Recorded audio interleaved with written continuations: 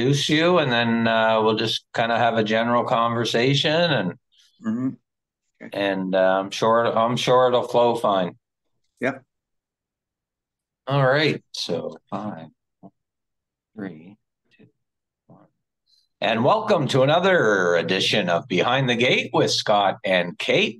I'm one of your co-hosts, Scott Waddell, along with my co-host Caitlin Wesley, joining tonight.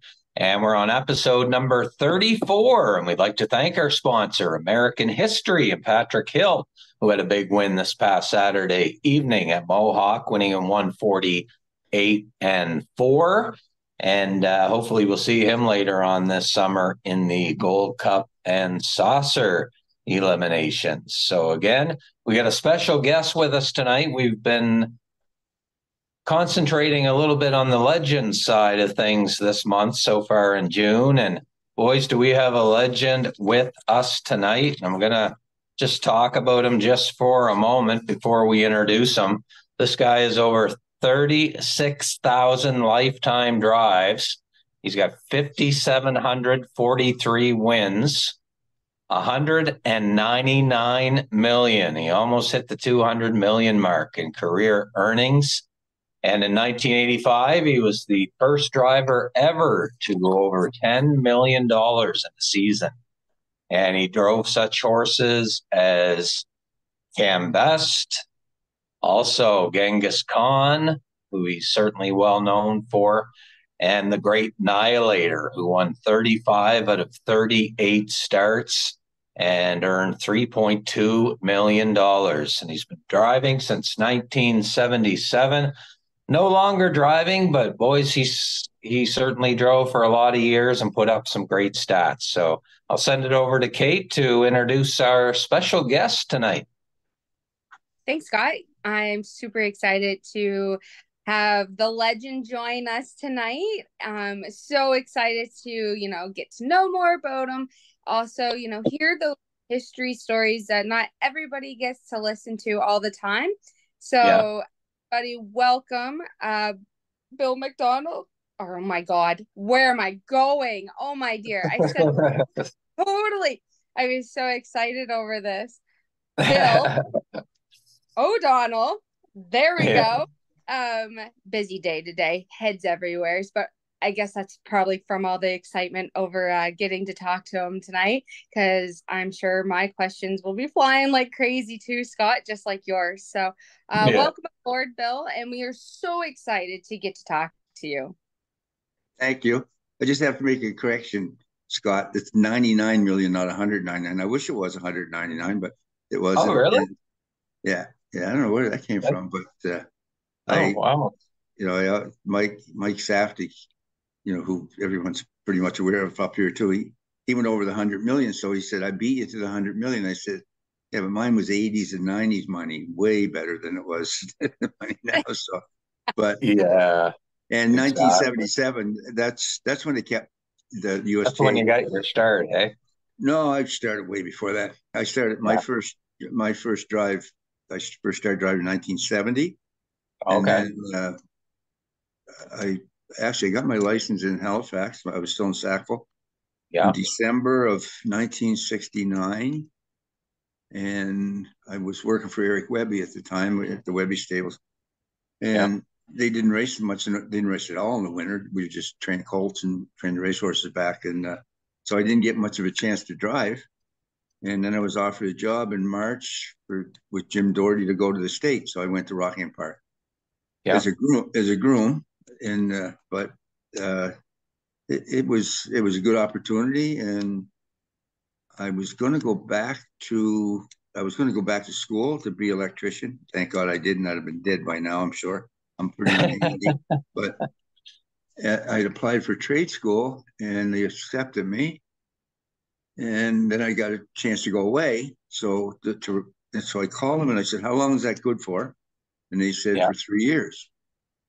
So I said, "Well, I'll try it for 3 years." And I was Yeah. all packed up, ready to come back home. I said, "I'll go home for the summer, work for my uncle, and go to school that fall." And all of a sudden, a couple showed up and had 7 horses and asked me to go to work for them. So that's how I ended up staying. So I was that close to leaving and come back home to the Maritimes. So anyway, just I went to work for them and worked for them private for 6 years, and then opened a public stable and raced around Saratoga for a couple of years in New Yeah. England, and for 7 or 8 years, and then went to the Meadowlands.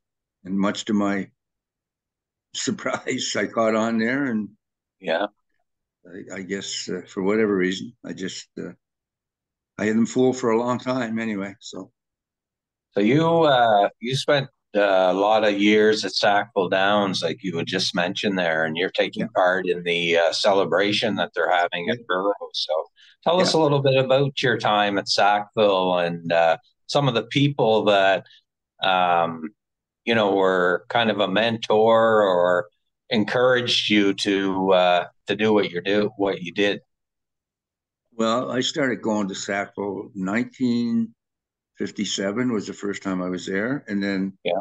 I went every summer and stay with my grandmother and my uncle, and they kind of looked after me from the time I was like 10 years old. I went every summer, and my mom and dad would, as I got older, would have to come and drag me back to school. About Yeah. Labor Day, they'd always come up for the Labor Day weekend and load me up in Yeah. the car and take me home. And underdressed, I went to school. But anyway, Yeah. we got that all done, and then I went back to Sackville, 1967. I came up here to one summer, the last summer that I was in school. I worked for Ronnie Fagan, and then I went back home. And then the next year I was out of school. I would come up again. I went work for Bill Wellwood for a year and went back home to Sackville, worked for my uncle. And well, I worked for Art Cleveland that summer. I trained his mares. You talk about Caitlin, about your filly. I had 8 fillies, 8. Wow. Wow. We had that awful. It was awful. But we had a couple. We had a couple pretty good ones. But anyway, I worked for him that summer, and then I kicked around and I installed elevators. I did that one year. I worked in a jewelry Wow. store in Halifax. I like that actually. The jewelry store, I was learning engraving, but Yeah. I'm allergic to perfume, so I couldn't be in the store when. Now you see signs in a lot of places that if you get too much perfume on, don't come in there. Well, I was one of those guys that I Oh, would okay. just be on the floor. Yeah. Even my wife, she can't wear. She can wear it, but she can't spray it around me. I mean, I'll just get choked right up. Okay. Yeah, I got Wow. a puffer for that. But anyway, in saying that, so I worked there in the Maritime Elevator, and then went to work then for, I guess, Art at Cleveland I was working for. He used to go home in the winter to Kentville, and then I worked for Archie McNeil for a little bit. Archie went to Quebec, and I didn't want to go. I'd already been away for a year or so I didn't want to go leave home again. So Yeah. I went to work for the Webbies, and then on to Jim Doherty with Jim Doherty. But the people around my uncle's Art Porter, obviously my dad's Henry O'Donnell. They Yeah. they they were mentors. My mom never wanted me around the horses, so my dad didn't really push me that much to do Okay. that. But Art did, and my mother said one time, if you go finish university, she said, I'll buy you a horse. I said, Mom, Oh, if I finish university, I can buy my own horse. So I wow. don't need to do that. So anyway, I love the horses, and I got along with them pretty good. But guys like Mr. Webby, Mr. LeBlanc, they gave me lots of chance. Uh, my uncle Art, Dave Pinkney, there are Yeah. a lot of the older guys like Ike Morside, George Major, Dougie Walsh, Yeah. Red Clark. All those guys that were around our way. Wow. Kenny Kay. Kenny Kay was he was my idol. He was a catch driver. I said, boy, Okay. I'd love to do that someday. Just I wasn't much for getting up in the morning, so it suited me to a T. So Yeah. yeah, No, and that that's awesome. yeah, those Yeah. are the guys that those were the guys. Jimmy Moore was another one that was around there. Dave Rockwell, just being around those type of people and watch them how they trained horses and conducted themselves and stuff. They were great horsemen. Those guys. They may Yeah. not have gone on to be Hall of Famers, but they were in their own right. They were pretty damn good. pretty damn good. That's And they awesome. had no desire to leave home, so which is fine. Yeah. Now you mentioned off camera about a horse called Genghis Khan. Mm-hmm. Turned out to be not too bad of a sire, and you mentioned he was an aged horse for you and kind of Yeah. helped you get your name on the map. So tell us a little bit about him and his story. Well, he was. Well, that's a picture of him right behind me, a painting that Yeah. Bill Orr did Yep. for me. So he was. He raced around New York and New Jersey as a 2, 3, 4, 5-year-old, and he went to California and he won the Great Western Pacing Derby out there, and he came back home to New Jersey. Yeah. And Eddie Cobb, well, Shelley Goodrow raced him in California, and Shelley wasn't coming back east until the spring. He liked to stay in California for the winter. Yeah. And then Ted Wing, he was Eddie's second choice, and he was staying in New York, so he recommended that he get me. So I was third choice, which suited me fine. Yeah. I got to drive him, and he won. He had the record for most wins at the Meadowlands one meet for a lot of years, like 18. He won 18 races, I think, that summer. He only raced 7 months a year there, right? But he won 18 out of, I think he got beat maybe twice, maybe that or 3 times that winter, all year. So he won every major, the World Cup he won, the Graduate he won, the Driscoll he won everything that was to win there that winter or that year. And it was a lot of fun to race, but I always said that, I got to drive on him because all the good drivers had one in there. So anyway, it just so happened that I was in the right place. My mother said I was born with a horseshoe up my ass anyway. So. Oh, there you go. Yeah. Anyway, that's how I got to drive him. But, then I had a good trotter too, the same time that I was training.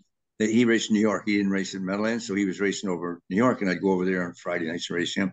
But I got to race Genghis, and people notice you. I mean, there's 20,000 people there. You get to notice that horse, and that he really gave me a big boost at the Meadowlands. That was the second or third year I was there, but it gave me a big boost. Yeah, and I think every driver gets that special horse that comes along that helps to kind of guide them early on in their career and get their names out there, and you still see that to this day. So gotta ask you about a horse. I watched him race a few times when I was a kid. Annihilator, 35 of 38. He won. He only lost 3 races in his life. Tell us a little bit about that horse. Of course, he was the son of the great Niatros. Right. And just kind of tell us what your experience was like with him. Well, he only got beat 3 times, and I got him beat all 3 times. So you did? Yeah, he had won 8 in a row when I started driving. When Billy Houghton took himself off, and I raced him in the rest of his life. But I raced him 30 times, so he got beat 3 times. But I know twice, just a bad drives. I just drove him bad twice. I mean, he got beat, and that's all I can say. And another time there, I got parked the whole way, and he got best race he ever won in his life. He got beat actually in the Pilgrim Pace, but he was a great horse to drive, very easy to drive. I mean, he was a made horse by the time I started to sit behind him, right? So, and he was very, like all Mr. Houghton used to say. I used to warm up every night myself, and he'd always ask how he was. He said, good. He acts good. He said, well, take care of him. That's all he ever said was. So, and I did my best to do that with him, right? So. Yeah, he did a fantastic job, and he was the first horse to beat sub 150. I think he went in 49 and 3. Yeah, he was. Yeah. Yeah. What was your biggest win with him? The Woodrow Wilson is a 2-year-old, 2.1 million. The race went for. Yeah. That's the first time I drove him. Actually, that was, and it was how things happen. There were 6 eliminations for the Woodrow Wilson. I had 6 horses in, and I had 3 or 4 for Houghton's actually, and not one of them made the final. None. So I was open for the final. So I won the final and all the consolations. How that works out, right? I mean, He won, then another one for 200,000, one for 150, one for 75. So all the ones that I was trying to get in that final, they won their prospective races anyway. So Oh, wow. meant to be is meant to be, right? So, Oh, absolutely. Go ahead, Kate. I think you've got a couple questions for Bill. Um, I've, as a driver and being, behind the, Annihilator, what's the feeling when you're almost to the wire, he's right there, and because I know as an amateur driver, I I just get that thrill just even behind the gate. But to sit behind a horse like him, yeah. it must have been a thrill just to be able to sit behind him and have all those accomplishments. Yeah. Well, with him, other than the first time I raced him, which I never knew him. So, I was getting a perfectly good trip, but he didn't act like he was going to go on. He acted like he was all done. Yeah. So I just moved him over at the head of the stretch and asked him to go, and he won by, I don't know, 7 or 8 lengths. I mean, it was just a different gear. But I always said that the hardest part driving him was keeping him out of trouble for the first little bit. But Yeah. once I got him back to the front, it was just a sigh of relief. Then Yeah. you knew that if anybody was going to pass him, it's going to be a pretty damn good horse. So, and Yeah. it never happened. So anyway, thank God.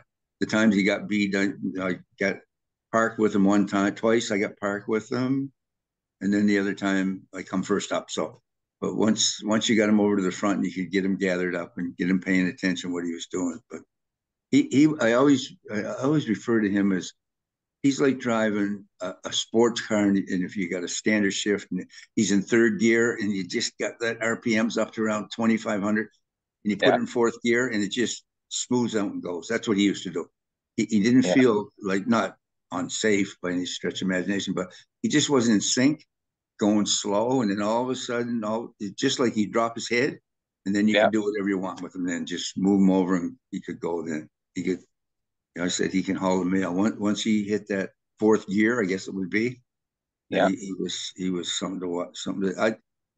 There was him and another horse I raced at Valley Victory. I raced him pretty much his whole life, and not many people knew much about Valley Victory because he didn't last long. He raced 8 times.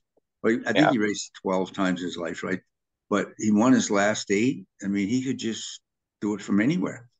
Yeah. He did it from he had in the 12-horse field. He was 12th at the 5/8 at the Meadowlands, and he won by 5 lengths. I mean, he was just.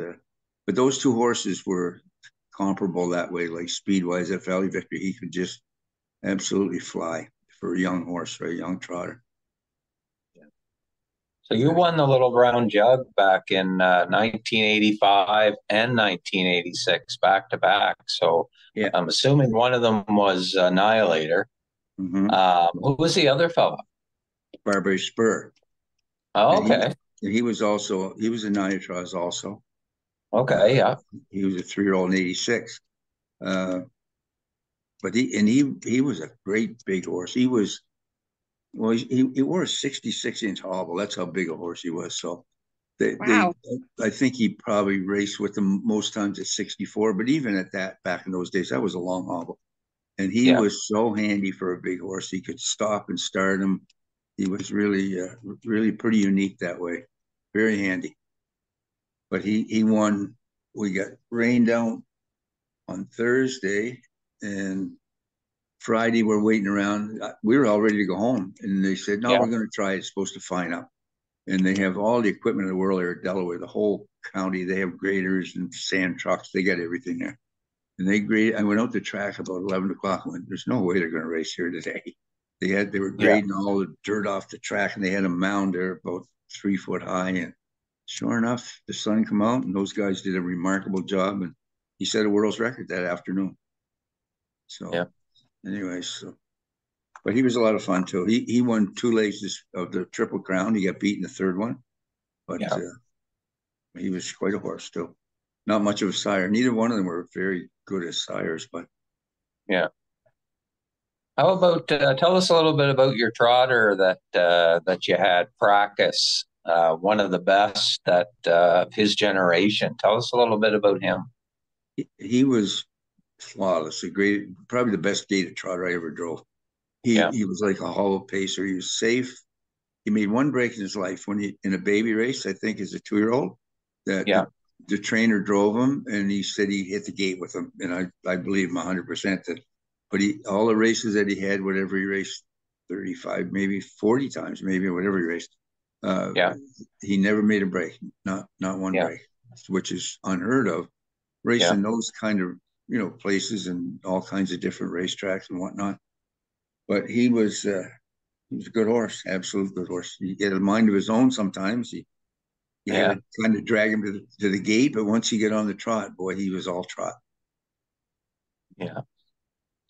So you've had so many big wins. I kind of look down, you've won Breeders' Crown, you've won the Messenger, you've won, we mentioned Little Brown Jug, you've won the Cane Pace, and so many big wins for you, Bill. Which would you, if you had to name, a couple that stand out as the most special to you, can you do that out of all your wins? I think the Woodrow Wilson was one. Yeah. And one that sticks out in my mind was my first win, the first one. Yeah. Who was that with? And the horse called Traveling Boy. Okay, And, yeah. it was a fluke thing too. I took the horse.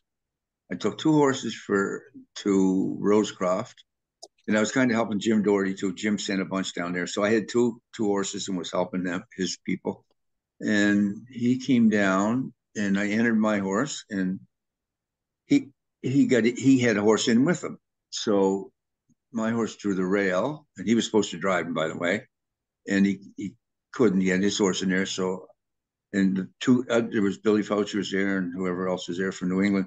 So he said, "Well, put yourself down." He said, "Because my horses are all." And he had a bunch of sick horses, and he said, I'm probably going to scratch him anyway." So it ended up he did, but the judges wouldn't let him drive my horse because he was already programmed, on a horse that was even scratched in an overnight, not a stake. Yeah. So I said to him, he's leaving the paddock. Like I got him warmed up, and I said, "Hey, you got to race this horse." He goes, "They won't let me." So I said, well, "What am I going to do?" Yeah. He said, "You'll be fine." He said, "Just see that guy there, just follow him." So Yeah. anyway, he ended up winning, and it wasn't like a small race. It was a Saturday night feature race, right, or co-feature race. So, and Yeah. then from then on, people thought I was a driver. I guess. I mean, I was getting drives, and people were coming to me. "You're going to be here? Yeah. Would you drive this horse?" And a bunch of the guys that got licensed at the same time go, "How come you're getting drives?" I said, "These guys think I'm a driver." So anyway, and I'd only driven a few times, but that one stood out in my mind. And even today, Yeah. I'll run into people that say, "Oh, I remember Traveling Boy," and he was a great horse for a lot of years. I raced him at St. John. I brought him up to St. John and raced him there. Oh, did you? Okay, Yeah, very nice. yeah, yeah, yeah. So anyway, he was that's those are two. I mean, the Woodrow Wilson, and obviously the Hamiltonians and Yeah. the Breeders' Crowns and stuff like that. They're Yeah. all special. The first time I won 5 races at the Meadowlands or 6, I think, on a Saturday night. That's a Yeah. big. You remember that every horse that you That's raced, huge. right? Yeah, Yeah. yeah. Back, and they only had 10 races back in those days too, right? So Yeah. that was a big deal, right? So Yeah. I have a lot more good memories of this business than bad for sure. But Then bad. I'm like No, my that's father. I awesome. never had a bad day in my life, right? So Yeah. I got No, his that's good. attitude. So tell us about you kind of grew up and drove in an era back in the day, but you look at horses today, Bill, and we seen a real special guy last year in Bulldog Hanover. Yeah. Uh, you've seen so many great horses race. Is there, there's always the GOAT talk, who's the greatest horse of all time ever to race? And, do you have any type of opinion on that? Just seeing all Yeah. the great horses that not only that you've driven, but have had the opportunity to watch. It's hard for you to judge the ones that you've driven. You're not on the outside looking in, like you said, right? True. So, Yeah. but I say Niatros was the best Yeah. horse I ever saw. Now, Yeah. the most durable was Cam Fulla. I mean, you look back at Yeah, Cam it was. Fulla. He won 28 in a row from coast to coast, north and south. He raced in BC. He raced everywhere. I mean, everywhere. Yeah. Yeah. And trucked around, and he was so easy on himself. He was in Freddie Grant's barn there at the Meadowlands, and when they bring him down there to race, and even take him to the farm when he was a 4-year-old. But he just was so easy on himself. But Yeah. when it came race time, boy, he was on for going, that horse. What a horse he was. What a horse. But the truck all over North America and still Yeah. win. Yeah. Yeah. And So had to do any with of did any of today's horses, the Some Beach Somewheres, and how would you rank them as looking back? I know it's hard because it's different eras, but how special was Some Beach Somewhere and even Bulldog Hanover? Well, Some Beach, I mean, if I were to classify him, he was the best of his era too, right? Say Yes. that the 2000s till Bulldog came along. I mean, look how remarkable that horse, what he did too, right? I mean, Yeah. Yeah. a half mile track, 5/8 mile track. The night that he won the Cane, I think it was a Messenger at Yeah. Yonkers, it was a real rotten, dirty, windy, cold, rainy night. Yeah. And Shadow Play got on the front, and Paul got away about fourth or fifth with him. And Yeah. it was Some Beach, and he come first up. I said he can't win. He just can't win. Especially, Shadow Play was a pretty good horse too. I mean, he won the jug Oh, that year. darn So, right he was. and Yep. and Dave got on the front and got cheap fractions with him, and that Some Beach, he gunned him and beat him. Like I said, that's a real horse that does something like that, right? That it was just absolute desire that he wanted to win. Yeah. And that was late in the fall. And I think the Breeders' Crown was his last start at the Meadowlands, I believe. And then Yeah. he retired. And he has had such an effect on the whole breed. He's a modern day Meadow Skipper. Meadow Skipper was the one that changed the whole breed. Yeah. As far as I'm concerned, when I went to the Meadowlands, I raced in New York, so I had a lot of Most Happy Fellow horses because they were sired there. But I had Yeah. I had 8 horses. I had 6 Most Happy Fellows. I had Lionel Minbar was a trotter, and I had a mare who was a Payson mare, good mare, that was by Chris Time. But Yeah. my breed was the Most Happy Fellow, and Meadow Skippers were before me. Yeah. And I raced some of them, but they were older. But then nothing came along for a long time, and then all of a sudden, Some Beach came along. When you Yeah. look at them, I remember going to sale and looking at the colts and go, they look different. They just look different. They're Yeah. big, they're strong, like he was, right? I mean, Yeah. Yeah. I bought the colt next to him at the sale, Yeah. and Brent was there with his partners, and I went down to look at my colt. And he was down there with his guys, and he says, "What do you think of him?" And Brent worked for me years ago, and he Yeah. so I go look at the horse, and he used to buy every year. Brent would buy one horse at the Yeah. sale, where maybe 8,000, whatever he could raise for money or whatever he had, he buy. Yeah. And he Yeah. never had a whole lot of luck. He had no luck basically. So anyway, he bought him, and I remember looking at him, thinking to myself, "Geez, what a big-headed, homely thing he is." But what a horse he ended up being. So Yeah. I always tell people, they go, "Oh, the little guy got no chance in this business." I go, "Yeah, Brent McGrath." They go, "Yeah, he was a little guy Yeah. one time, Yeah. Exactly. I know him since he's a kid, and he bought a horse every year. Well, you probably know that anyway, Caitlin, from being around Toro, that he always had a horse, and he worked a lot of extra jobs to feed that horse. He's an announcer. He did everything, but he loved the horses, and he's a student of the game, and he still is. He still is. So Yeah. you got to be happy for someone like that, right? Yeah. Exactly. Yeah. So I was going to mention you're a member of some different um, associations in Ontario. Just kind of explain the role. Do you deal directly with the horsemen, and what's that kind of relationship like? Because I know that sometimes horsemen have concerns, and they have to. And Kate can attest to this. They want a voice that's going to listen to them. Yeah. How do you kind of balance that, I guess. Well, I think put yourself in their place. I think that's one of the hard things to do, or and maybe not for me. I'm a horseman, right? I know Yeah, pretty much all the pitfalls of this business. yeah, So when we formed COSA and we became the representatives for the horse people at WAG, just WAG alone, and then we took everything on the whole province. Uh, yeah, there's a lot of things. Like I do a lot of appeal hearings with for people to help them yeah, out. And even though I'm not a lawyer, I mean, but lawyers are expensive, and I'm yeah, pretty cheap, so I do yeah, it. The association pays me, so you yeah, know, and I like doing that stuff too. Like some things they do. The commissions, I think, are very heavy-handed sometimes. That just I don't believe in days because I know what it did for my career when I lose five. That couldn't drive for 3 days or 5 days. You lose drives. You try to get them back if ever. Just find people. What's the big deal? What's the big deal? If they, I know I had a bad reputation for taking my foot out of the stirrup. They call it kicking. We'll call it kicking if you want, but whipping's a yeah, whole lot worse. yeah, So anyway, they used to fine me $100 a time. So yeah, one year I got fined 27 times. The next year I got fined 33 times. Big deal. yeah, It's $100. I was earning $8 million a year in purse money. So what's the big yeah, deal? It was a write-off anyway. So then yeah, when they change the rules and they go 100, 200, 500, 3 days, 5 days, they go, whoop, I better stop that. But yeah, it's the same with the horse people. I have so much sympathy for them. A guy will get 30 days, say, for whatever, positive tests. Some screw up for a class 4 and 5 is just usually a stable screw up. He gets 30 days.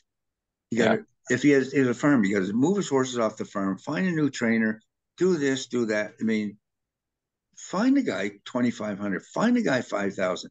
yeah. He's not going to do it again. If first of all, nobody gives positive tests to a horse on purpose.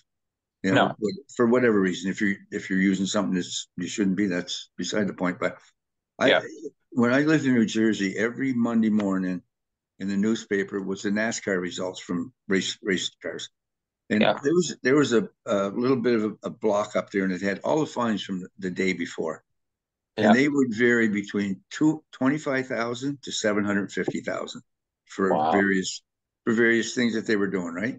Yeah, Not once was I ever saw any suspensions, and not twice did I ever see the same person's name on that list. They yeah, learn. I mean, people learn. So you don't have to give them days or suspend them or, you know, they don't do that in the real world. yeah, And that's one of my big bones of contention. But anyway, it doesn't go anywhere, but I'm not going to stop trying. yeah, But I said to the head of our racing commission, and we're under AGCO, the Alcohol and Gaming, and we were at a yeah, seminar one time, and he was showing us, in a PowerPoint, and they were showing where a guy was on the gaming floor, and there was two kids with him. Well, naturally, that's a violation, right? So yeah, anyway, they fine the casino for that, right? They're supposed to have security to take care of stuff like that. So at lunchtime, I said to the head of the AGCO, I said, what would happen to that, to the casino for having those people there illegally, those kids? He said, well, it's a $5,000 fine. And he said, they were 3 times they violated, they've been fined 3 times this year, $15,000. So yeah. they get fined 5,000 and 10 and 15, right? So I said, how long did you close them down for? He said, oh, you can't close them down. Go, really? Why do you do that to our guys? Yeah. Right? Same thing, isn't it? They Yep. messed up. So, but all of a sudden we're different. But anyway, that now get off that soapbox. That's I've been on that for 15 years, right? So 20, 30, whatever it's been. But Yeah. anyway, that everybody has the right ideas, right? So Yeah. mine ain't I going that far. I last year was my first time I ever received a fine, and it was because I was being a horse person. I was putting the horse's safety and well-being ahead of anything else before Yeah. even racing. So I mentioned it to the trainer, and I said, you might want to go look at your horse. Like it's standing there holding its leg up. And my concern was possibly broken bone. Something is not right. It's obviously not wanting to put bearing any weight on it. Well, it caused a big uproar. And I was like, I'm only doing this as a horse person who loves the animals, who wants to see people be safe out on the track, let alone I would love to see your horse come back to you. Like Yeah. that's me. Yeah. Yeah. At the end of the day, it turned into, someone hollering and yelling and then myself standing my ground, being a female in a male dominant industry. I spoke up, stood up for myself, and then I got a $50 fine. Fine. I got the $50 fine. I paid it, but why, in my eyes, if there's more than one side, I I believe that there should always be repercussion for both. If Right. someone else was the one who started it as much as I stood up for myself, why wouldn't they have got one? That's like shutting down someone. You should like you kind of have to have those sights in mind as well. But I totally get the fines and yeah. With me, like if I were a judge and I had an opportunity to be one, I would have taken that whole situation and called you and whoever that other person was in to go, listen, what you did was unprofessional. Mm-hmm. Don't come in here the next time. Right. That's it. That's a warning. You got a warning. Then it's up to you if you want to do that the next time. And you probably would, and so would I. If there was something bad like that happening, who cares? I mean, you're doing it for the welfare of the horse, right? And if you Right. went in and told me you were doing that for that, and I believe that, just say, don't come back here again. That's it. But that's not today's. People don't do that. They don't stand No. up for people anymore. They just look for the easy way out, fine people, Yeah. suspend people. I mean, that's a big one there. It's the easiest way is for someone to answer, well, we suspended them. Well, we gave them 30 days. And you get the people that complain about not getting enough time, they don't have anything invested in this business. They know what it's like. They don't, in their Yep. job, they don't get suspended. Yeah. Suspension, it sounds pretty nice, but it's not so nice. Not so No. nice. But anyway, but I've been fighting that for years and years and years and years. So, and we had it that way in New England too. It was, driving instruct, like violations. You could take, it'd be 3 days or $500 fine, or 10 days or what. I think it was 3 days and 200, 5 days and 500, whatever it was. You had a choice. That's your choice then. But Yeah. when they tell you, here's your $10,000 fine, a year suspension, you don't have a choice. You don't have no choice. That's it. But we have and the appeal panels and stuff. They try to do their job, but they anyway. But Yeah. maybe someday. I think it would work if try for a year. Right? If it doesn't work, go back the old way. That's all. Nothing Yeah. ventured, nothing gained, right? So Exactly. So what type of person, Bill, what kind of person do you think makes for a good judge? Like, with older people and getting out of the business and not judging anymore or whatever. Are there a lot of young people that are taking that next step and trying to be an effective judge up in your jurisdiction? well, yeah, there's a lot of a lot of new people. A lot of the old guys, like you said, they're retired. Not that they were that good either. Anyway, Yeah. so, but it's common sense, right? You got to have somebody is common sense, doesn't have an axe to grind, doesn't have any animosity among people. And I know Yeah. that's hard to do if if you owed me $150,000 and all of a sudden I was a judge and brought you in, I'd go, I'm not going to get my 150,000 back, but I'm going to get even, right? That's Yeah. very difficult, right? And Yeah. on the same note, it's hard to bring people in to understand the business, right? It's so, especially for driving, like you try to explain to a guy that's never sat behind a horse. I You're know. making decisions on a split second. Yeah. They took Dave Miller down in the Hamiltonian, which I thought was 100% wrong. that Aki Sonstead on the front caused that whole thing. Come over, push Dave on into Andy Miller, and Dave gets taken down from $1 million race. I mean, I'm looking at going, he come off the rail like 10 feet. Yeah. And Dave, and you know what it's like. I mean, if your feet are outside of a guy's wheel, and the old saying is there's more room where he was than there was where I was, then you gotta move somebody over, right? So, stuff like that you go, I can't believe that they would do that. And it's all because, and I remember talking to some people who goes, yeah, but he hit him. Yeah, but it wasn't his fault. Yeah, but he hit him. And that was all they saw was, Dave hitting Andy's feet, right? So anyway, stuff like that. But it would take somebody, and I don't think if you stood up for yourself as a judge now in most jurisdictions, you wouldn't have that job very long. I don't think. I don't think. I think they're all, there's guidelines they call them, and they, but basically they're going to give you days. I've been, in situations where, can you or can't you? Yeah, we can, but they don't like it from the upper echelon guys. So it's like a referee. If he does what he thinks is right on the ice, or an umpire, when the ball crosses the plate, right? Does somebody second guess him? I suppose they do. Yeah, they do. Yeah, after the game, yeah. I mean, there's someone above them critiquing what they do, I guess, right? And that's the same thing with all our judges too, right? So they just don't have, I don't know, the clout that they used to have. One time it was, the Jack Fays and the Chester Boyles that I raced under.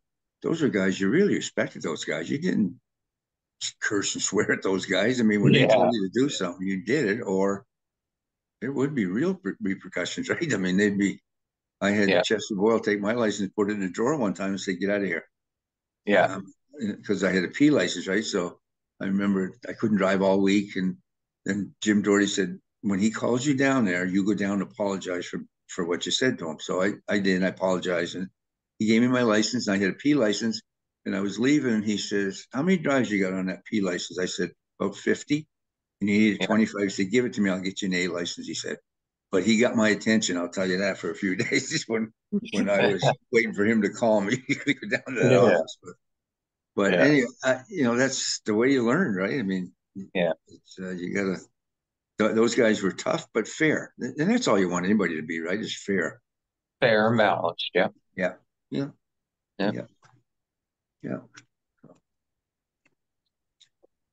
So you take part every year in not so much actively driving now, but tell us a little bit about Legends Day at Clinton and what that's become. I see Wally Hennessy is going this year. Yeah. And we had Wally on there 2 or 3 podcasts ago, and I know he always looks forward to it. So kind of tell us a little bit about Legends Day. Well, it started back, I think it was 2001 or 2. Yeah. And we didn't think it was going to be. I don't think Ian did either. Like, he just thought everybody was up here like the end of August for the stake races, and so he just thought he'd get all the guys.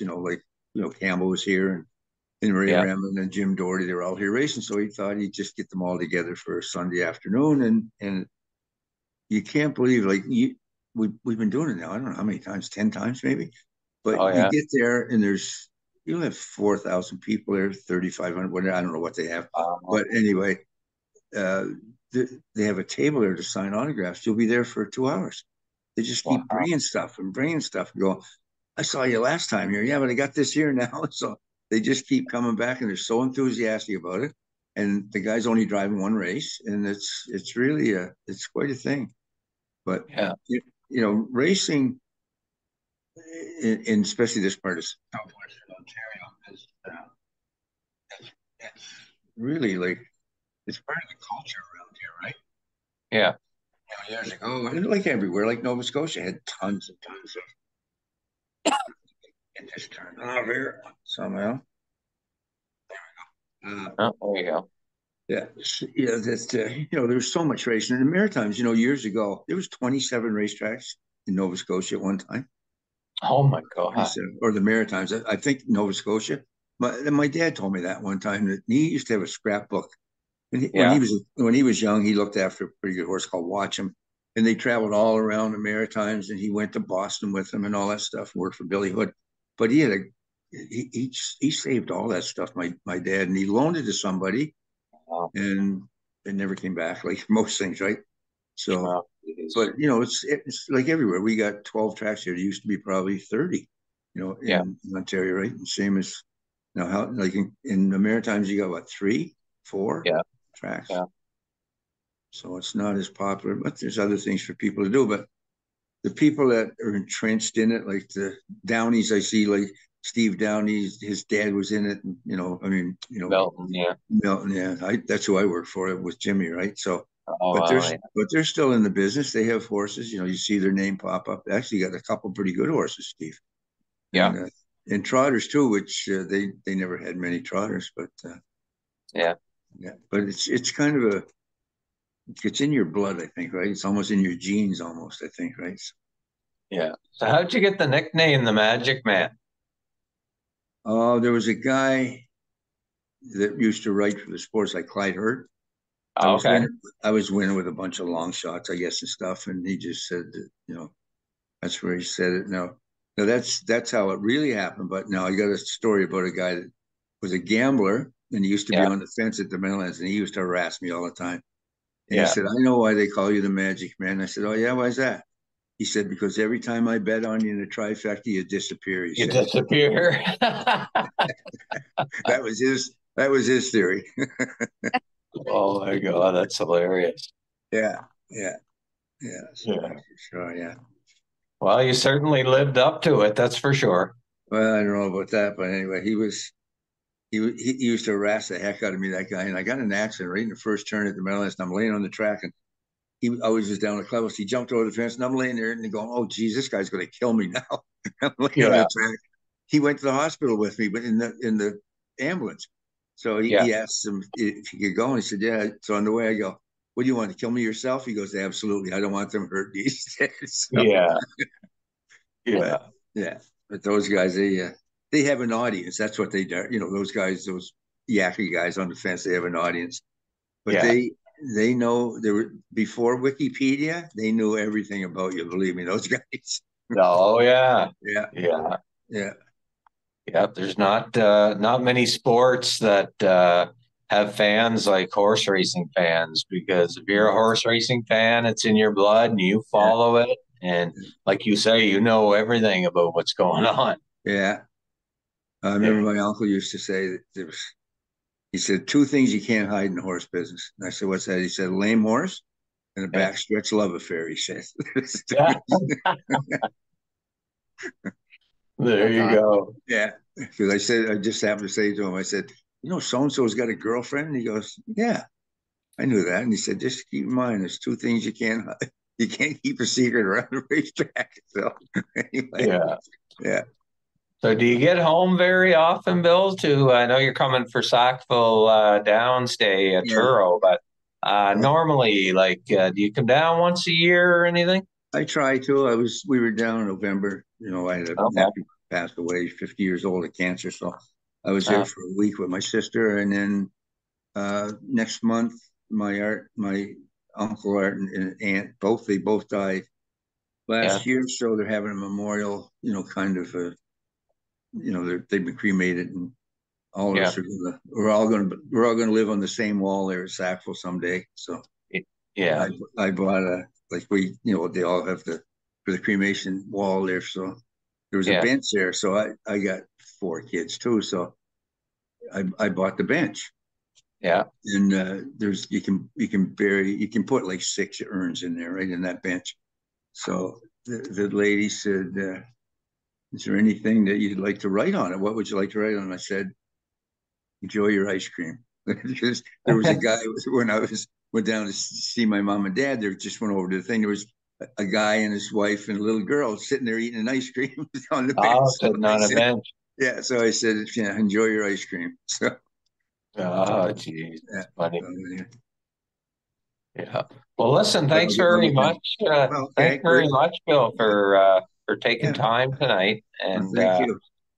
you certainly made a mark, and can't wait for you to get down here in the summertime there for Sackville Downs, and you're gonna certainly see a lot of people that you know, That's and got that's really gotten big, eh? I mean, it's yeah, from what I hear, I mean, we have meetings every month or so, but uh, yeah, just some of the things they're doing, and they heard from this one and that one and that one and this one, and yeah, it's unbelievable how many people are going to be there. I know yeah, from here, there's me and there's Carl, Gary McDonald, Donnie Rankin, yeah, hopefully Paul McKenzie. yeah, That'll all be home for that, like to go home. So it'll be a nice day. The only thing about it for me, I hope everything goes according to Hoyle, because the night before is the $1 million race here, the Mohawk Million. So I got to oh, be here okay, for that.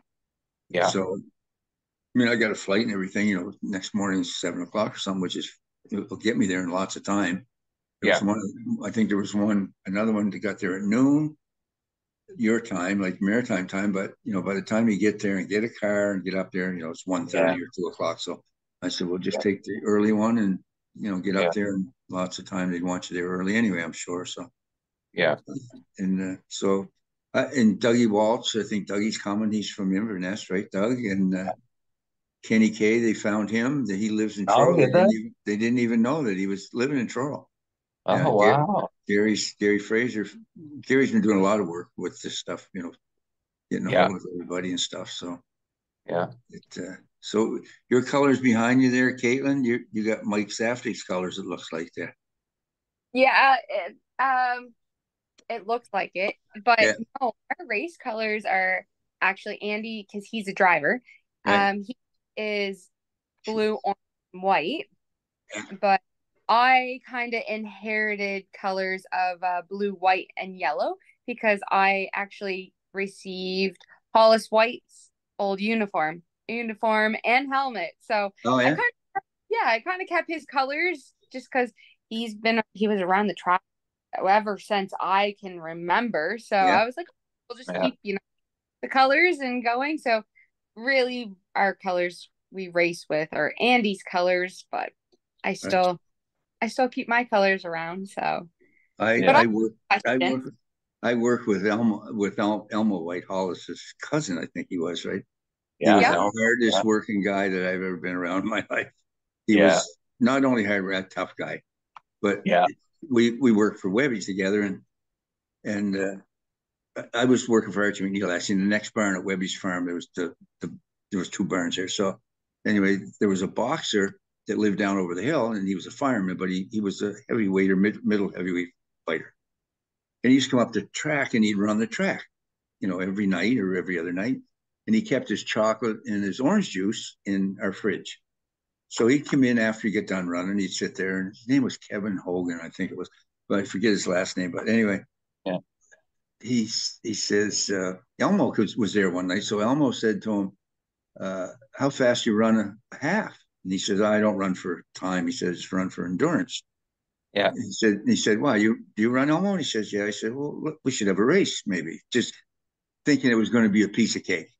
Yeah. So anyway, he comes up on a Sunday. So he said, "Go get him." So I go over. It was Elmo's day to work, and he's over there cleaning stalls, and he kicks his coveralls off, and over he comes with his boots on, Yeah. and I get them started, and they run around the track, and he leaves.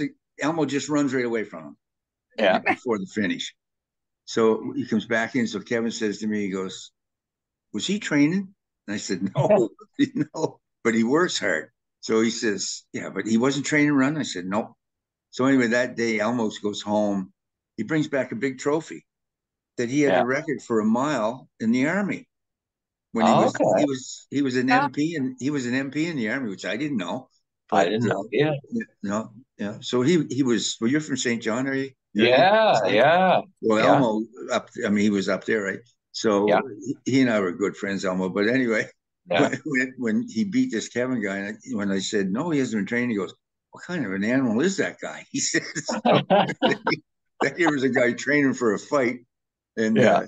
Elmo just left him in the dust, right? But my God. he was a good guy, Elmo. So all of out where they live in Knoll Road, there the whites or the greens, right? They're either whites or Yeah. greens, their families. So, Yeah.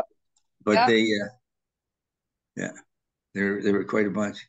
We used to go to we'd go to the dances in Enfield. Oh Yeah. yeah. And I knew all the Knoll Road guys, like, from being around the track and stuff. And, people would say, don't fool with those Knoll Road guys. They were all Yeah. hardworking, big, rugged farmers. Those guys, right? They'd give you a form. So, Oh Yeah. yeah. First, yeah. so I have a question before we go. Yeah.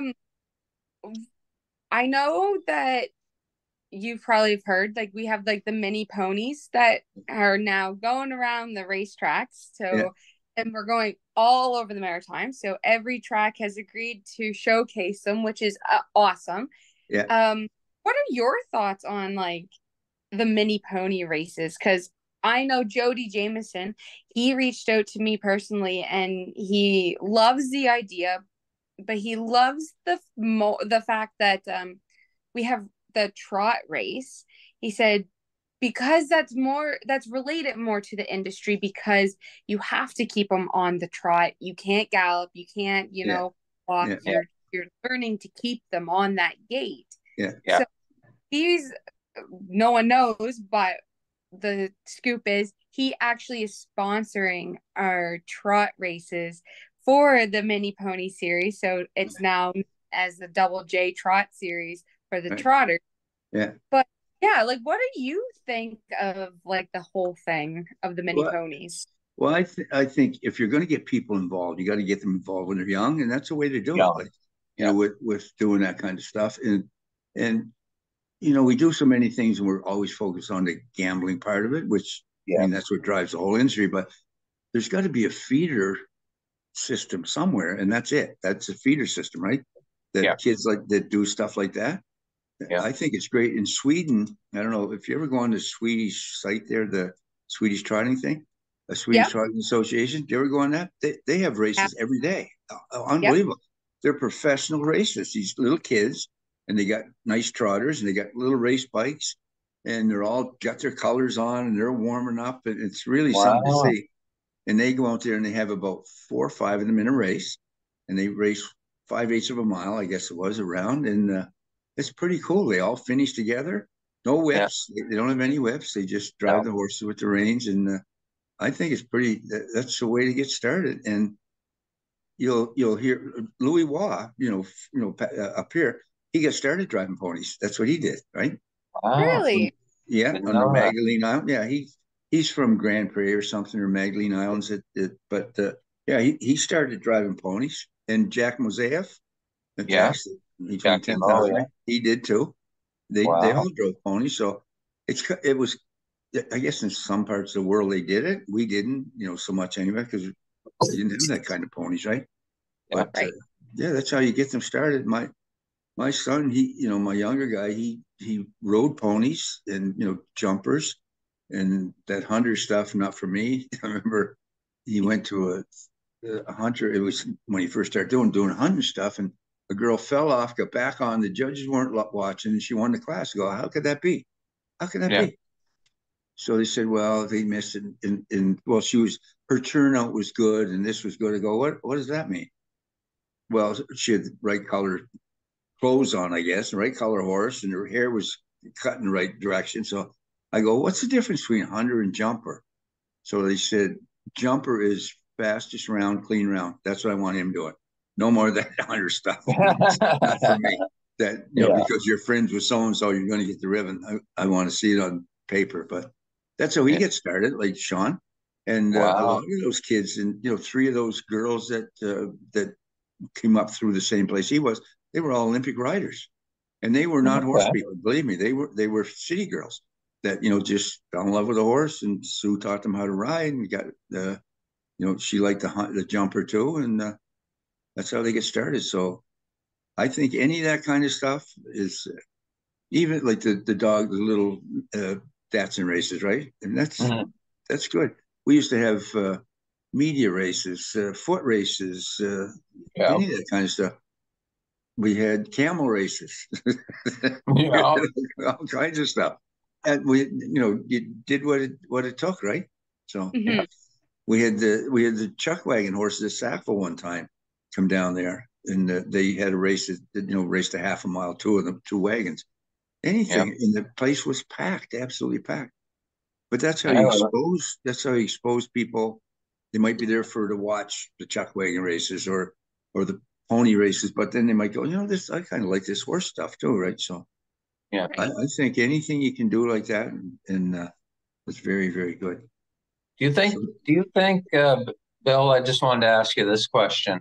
The Ontario racing circuit, do you think the future looks bright for it do you think the government will continue to see it as an industry and invest in it? I think so. Yeah, Yeah, I know they will to a certain point. At yeah, they can't tell you 100 years from now, but they they made a big, big mistake when they took the slots away from us, the slot money, and yeah, now it's a subsidy, a pure subsidy now. But yeah, the problem with us is it's not there's no inflationary money in that money that comes yeah, from the government or yeah. hasn't been up till now. So we have to renegotiate starting April 26th is the second part of that 15 years comes into effect. So, that's our Okay. job now. I'm on the OR board, so we've been working on that. So Okay. hopefully it will, but it it's not good. I mean, expenses, Caitlin, you know what it costs now to go to Cape Breton with Yeah. just gas in your truck, right? That's just your biggest Yeah. expense now, right? Yeah. And I say, the first truck and trailer I bought, I give $3,600 for a truck and I give $1,300 for a trailer. The last one I bought, I give $54,000 for the truck and $26,000 for the trailer. Wow. So in the top class, the first time was 7,500. Now Yeah. it's 30,000. That doesn't even come close. Doesn't even come close. No. So it's hard to stay at top of that kind of stuff, right? But if Yeah. they'd left us with the slot money, that even if 10%, and we Yeah. met with them and said, well, we know that the province is in trouble, like money trouble, and they still are and always will be. Yeah. But just take a couple of points off it and give us 8% because they were going, they were going public with it or with the Yeah. with the slots. They would, the people who ran that would have done a lot better, which they did. They upped their income 50% in a year and a half, and then the pandemic hit, and I don't know if they'll ever get back to that, but it's coming back slowly, but Good. and inflation and all those things. So Yeah. if it's bleak here, it's going to be really bleak in the rest of Canada. That's for damn Yeah. sure, right? Yeah. Because Woodbine, they're the mothership. Everybody Yeah. wants to have a horse race at Woodbine. Whether when your filly's done, I mean, Caitlin, if she's good enough, you know where she's going. She's going to because I don't think you're going to sell her overnight here. No. So, anyways, but a horse like that, like then there's lots of them. There's more horses racing here in Ontario now from the Maritimes than I've ever seen, ever seen. Yeah. That's true.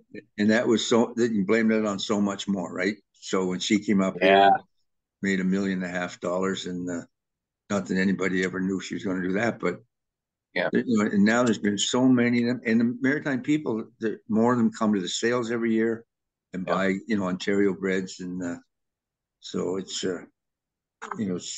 Maritime people that they're entrenched to. It's the same people, families, Yeah. they've been in it forever, right? So Yeah. I have no reason to be in it, but I still own a horse, so Yeah. anymore, right? So I can't race here, but used to Yeah. be races in the States, and that's fine. Just so I can turn TV on, watch them when he Yeah. races. So, and No. hopefully the purse money is bigger than the bill. So, Yeah. Yeah. Well, you can hope for. well, right now, I mean, we've been lucky with them. So, well, two or three I've had, right? So Yeah. we've been lucky. So anyway, yeah, I think anything you can do, it doesn't matter what you do. I always said, I meet with marketing people all the time. I said, I can't tell you what to do. I'm a coal miner's son. You went to Yeah. school for this. You tell us what you should do, right? That's right. So all we can do is put a good show on and make a good impression on people and stop charging them $10 for a beer. That's a big one. Yeah. True. We went to Grand River last year for Industry Day, and Kathy and I went up. We're sitting there. We got chicken fingers, Yeah. and fries, and two pops, $41. So What? what? You wonder why people don't come back here? Yeah. Holy. And Wow. then they go, well, we're the same price as the Toronto Maple Leafs, but you're not the Toronto Maple You're Leafs. not the Toronto. Yeah. Not even close. Not even close. There's not one guy you're paying $10 million a year here for, so you don't need Yeah. it for that. But Yeah. anyway, now Truro, they got their grandstand will be open or is open. They redid it. Yep, it's open, and just the kitchen upstairs I don't think is ready yet. Yeah. Should be in the next couple weeks, I guess. So yeah, it's open on the bottom and up on the top as well. So So they left the structure the same, just stripped it and started over. Is that what they did? Yeah. yeah, they stripped everything inside, except for the upstairs part. Kind of, they did some work up there, but everything on the bottom they stripped. I think because they needed new piping and stuff in there. So that's all new, layouts new and everything. So yeah. That's the Awesome. problem. That's the problem when you do that. You fall under a different code, and you can't have copper piping. You got to have different wiring, all that stuff. We were going to do it to one of the dorms there at the track. It's a Yeah. great building, but the contractor said, everything's got to come out of here because the Yeah. code, all new codes, which is good too. We got a new paddock, and we put our office in the paddock at Mohawk, and Yeah. so there's so many different things that we didn't count on when Mhm. like air exchangers and purifiers and stuff that's Right. good stuff, right? That Yeah. I mean, we were closed down for a whole year and there wasn't a quarter of an inch of dust on anything with those Wow. those air purifiers and stuff. So it's all Yeah. good stuff, but it costs money in the beginning. Yeah. But that's Yeah. good that they did that, right? So they got a place for people to go inside because it was getting. Well, it's been there since the 40s, 30s, maybe. I don't know when they built that grandstand. I Long can't time ago. It was No, a while because there once it burnt, and then there was this one, and this one was getting pretty rough. So, Yeah. um, well, it's all the old ones were wooden, right? So they, Yeah. exactly yeah, So they, St. they, John. yeah, we have like Clinton, they're building a new one. They got an old wooden grandstand there, and Legends Day, you look up there and go, God, I hope that thing holds all those people. It's just getting pretty. It's been there a Yeah. long, long time too, right? Yeah. So they're going to. Well, as soon as they're done to meet there, they're going to tear it down. I think they've been working a little bit on the ground and stuff there now, but they're going to build a grandstand there. And yeah, so it's not this getting, it's not tired, it's just old, right? I mean, Yeah. things look old and Yeah. Just needs an upgrade. that's all. Needs a little freshening up and be surprised what a little paint does for things, right? Yeah. yep. Absolutely. So Truro though, they get so much a year from the government, right? That's what they get for. Right. Yeah. It's a million split three ways. It Right. used to be Truro would get more than the two Cape Breton tracks, but they changed that. Yeah. So I do believe it's equal now. So it's a little harder for Truro to keep our normal, like, because I remember we would race till January or we could Yeah. race to December. Yeah. Hard now to have that because we don't have the extra from the government. Yeah. Yeah.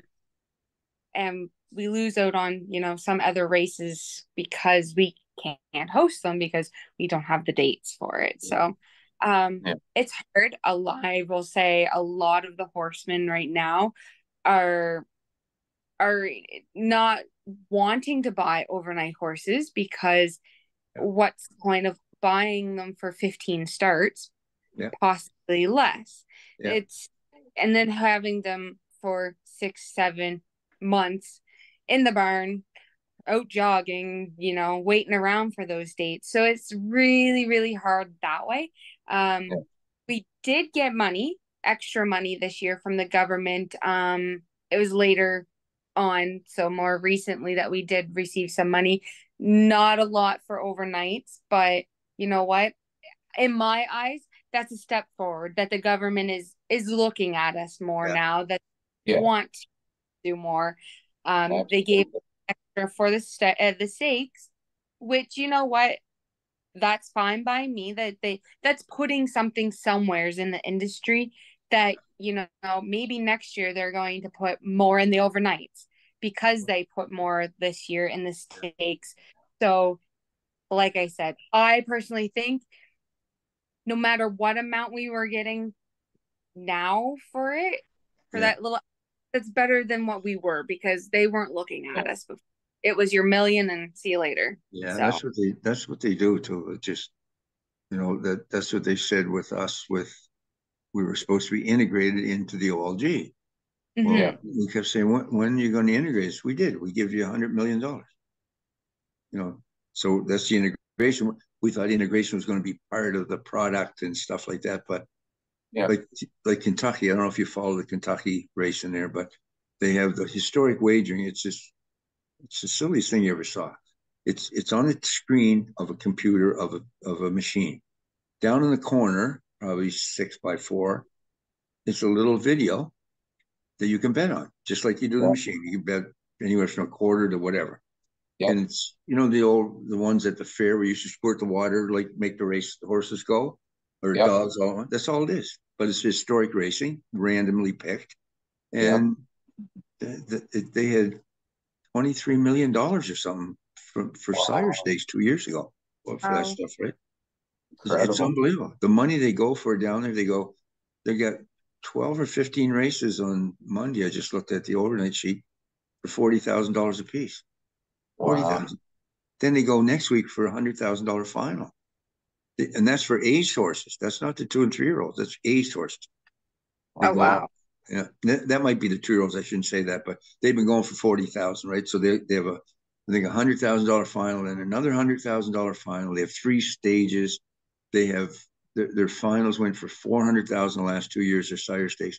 Now it's 500 this year, and you don't have to be sired. You just have to have your mare resident there, right? She can be by any sire as long as the mare was there 6 months during her foaling year. Yeah. It's very smart what they're doing. And a lot of people have moved there and bought farms, just either training farms or where they keep brood mares. One guy bought a farm between Oak Grove and Lexington. I guess it's about 3 hours, between those two tracks. And he bought a 25-acre farm, or 50, whatever he had. He figured he could have about 30 mares there. Yeah. And this was before this all hit. And he bought it fairly cheap.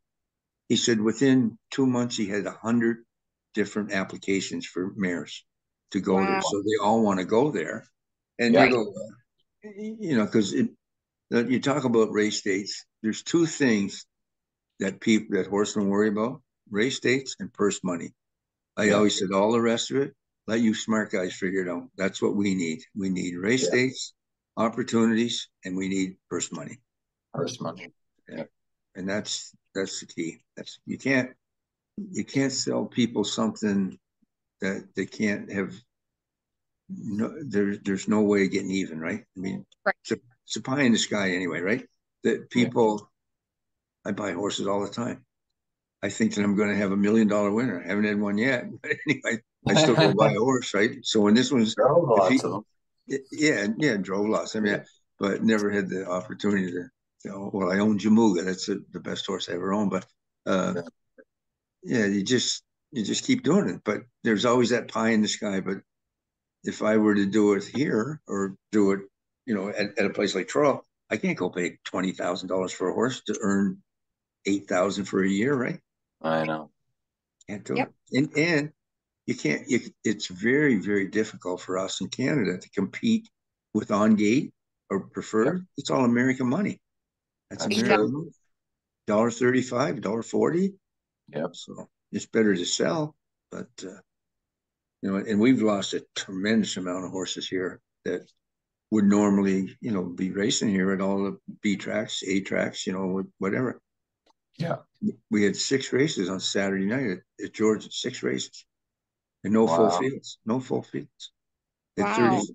They had 35 horses entered for Saturday night last week. So now they're going with 8 race cards. And pretty soon it'll be 7. It'll be 6, and so they got it. There's got to be a better system of some sort here to keep it going. Yeah. But unfortunately, government, you know what they do? They wait till a house falls down before they rebuild it. They have no insight, none or foresight, none. No. They just they're unbelievable. They're not all the same politicians either. Some are taller than others, I guess. But anyway, but they, it's hard for them to understand a business that they don't understand. That's true. And I found with dealing with them, if, you go in and all you do is complain. So you're a bunch of complainers, right? So then they said, well, bring us a plan. Bring us a plan. Well, you get a lot more done when you have a plan, when you sit down with them. Then it's very simple. They can say yes or no. They don't have to try to decipher what you're talking about or what's the 155 mean. They don't have a clue about, a lot about that stuff, but just go in with a clear plan. And then a lot of times you get them, it's hard to get them to champion our business. It's really difficult, right? Yeah, I think PEI have done a good job at that, selling the industry over there. Yeah. Very, very good. Yeah, you got to have somebody that understands the business, right? And they do have, the Department of Agriculture federally. He's from Charlottetown, right? Yeah. Yep. Yeah. Well, we had the Department of Agriculture here the other night. I met him at the track here. So for Ontario, that's what we need. And, it's at least. And he was involved in horses years ago, so that's a good thing. And they just shuffled the cabinet here, so it might do us some good, right? So, But anyway, you got to keep chugging away. So that's right. It's not like it was. It's I wouldn't want to be 25 in this business anymore, but the people that are 25, they don't know what it was like anyway. So right. Coming into it fresh, and they can only see what they see. So, but they think paying $35 for a bag of feed is normal. Yeah. Right? Yeah. True. Yeah. And the race for here we're racing for about less than 2/3 what we were 15 years ago, and your expenses have gone up at least astronomically. Yeah. Most. I don't know if anything's any cheaper than it was back in those days, right? No, but it's tough. But people just, instead of looking after 3 horses, like when I was running the stable, that's what my grooms looked after, 3 horses. Now you have 4 people with 30 horses. How do they do that? How do they do that? I'd quit. They'd have 3 guys because I'd quit. You're just there working. You're not giving your horses any attention, right? I mean, that's always the part of it was spending. You bonded with those horses, right? You became you were their friend and they were your friend, kind of.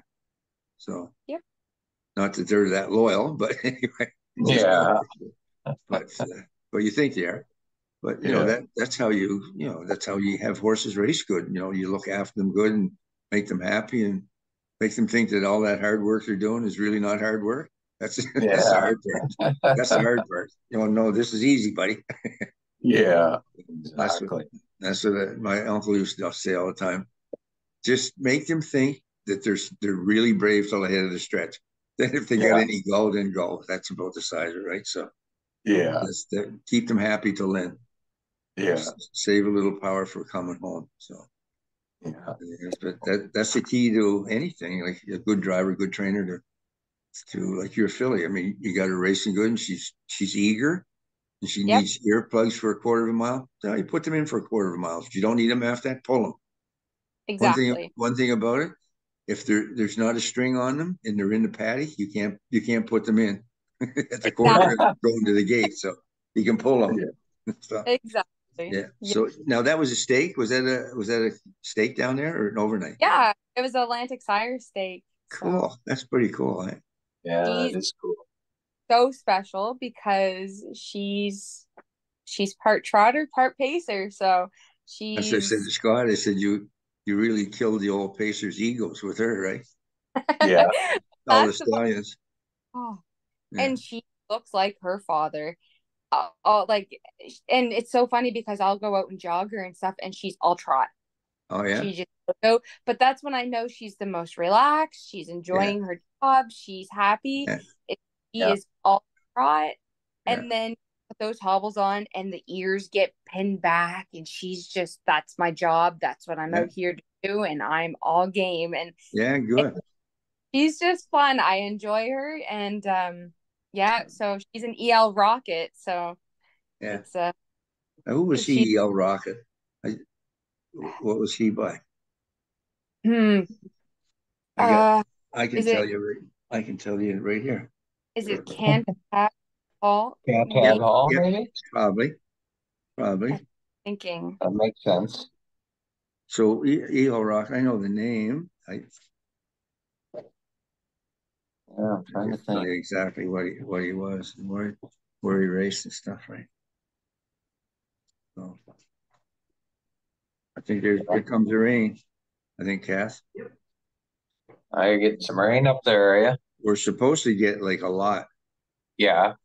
We're going through a heat wave down here, actually. Oh, we are too. It's been hot here. Today was 42 at the heat index, and it was like Okay. 34. He's Yeah. a credit winner, Rock. Oh, Okay. Credit winner. But he made 250,000. Yeah. And he was a Burkhardt. Oh, that's what I know him from. Rena had him, El Rocket. Rena Rakila. She had him up here. So he is, oh God, he's at Courtney Hall. Accordion Hall. Courtney Hall. That whole family, she was the weakest one of that link, but that family, that Kane Angus family, she was a dam of Cameron Hall. That was a good mare. She made 2.1 million trotting filly. Oh, wow. That's it. So you got something there. You got a filly. That's a filly family, right? Very good filly family. Yeah. Okay. Yeah. There you go. On the sire side. So I've always said I'd love to keep her and breed her because I said you could go either way, trot or pace. I said. Yeah. Well, whatever way you went, it'd probably be wrong. She'd do the opposite, right? Exactly. So, but that's okay. Let her do it. Yeah. Well, anyway, guys, Well, thank you listen, very Bill, much. thanks. Right. Yeah, thanks very much for joining us. Really appreciate it. No problem. Anytime. We'll see you in maybe in Tro when we get down there. All right, sounds good. All right. Okay. Good night. Have a good night. Bye. Okay, you too. See ya. So again, that's a wrap on episode number 33. Our next and she will be joined by her dad sitting in with her. So that should be interesting.